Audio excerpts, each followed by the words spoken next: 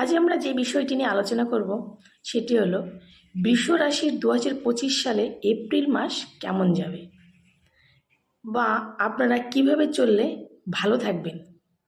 বৃষ রাশির রাশিচক্রের দ্বিতীয় রাশি হলো বৃষ রাশি। বৃষ রাশির অধিপতি শুক্র।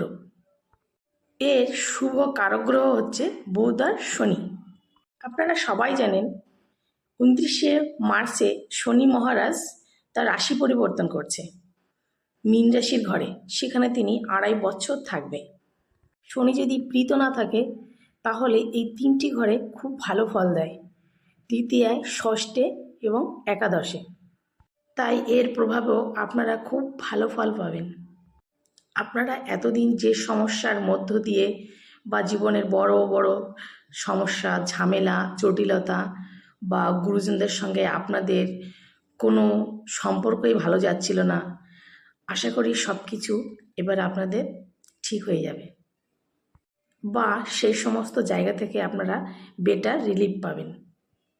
আপনারা যদি মনে করেন এই সময় আপনারা কোনো ব্যবসা চালু করতে যাচ্ছেন, তাহলে আপনারা করতে পারেন, সেখান থেকেও আপনারা খুব ভালো রেজাল্ট পাবেন।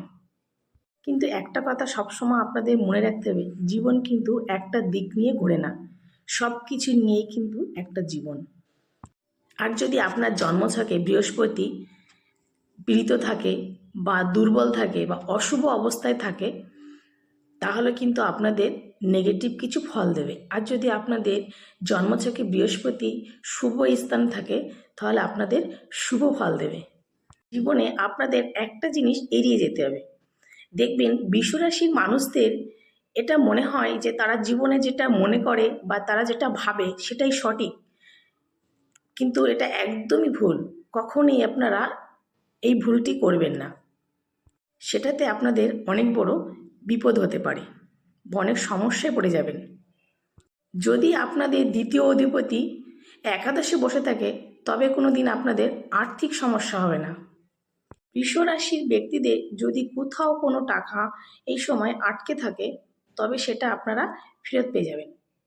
কিন্তু একটা জিনিস আপনাদের সবসময় মাথায় রাখতে হবে যে আপনাদের আপনজন বা আত্মীয় স্বজন আপনার কিন্তু সাথে শত্রুতা করবে।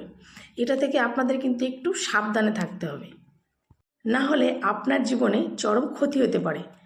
যদি কখনো আপনার কোনো আপনজন বা কোনো রিলেশনের কেউ যদি বলে আপনার কাছে সাহায্যের জন্য, তবে আপনি অবশ্যই করবেন, কিন্তু সবসময় চেষ্টা করবেন কোনো ঝামেলার থেকে দূরে থাকার।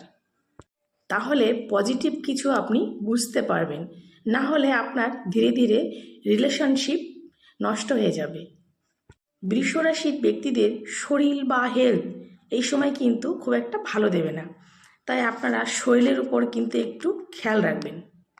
15 এপ্রিলের পর রবি কিন্তু দ্বাদশে অবস্থান করছে, সেক্ষেত্রে কিন্তু আপনাদের মান সম্মান যশ নষ্ট হতে পারে।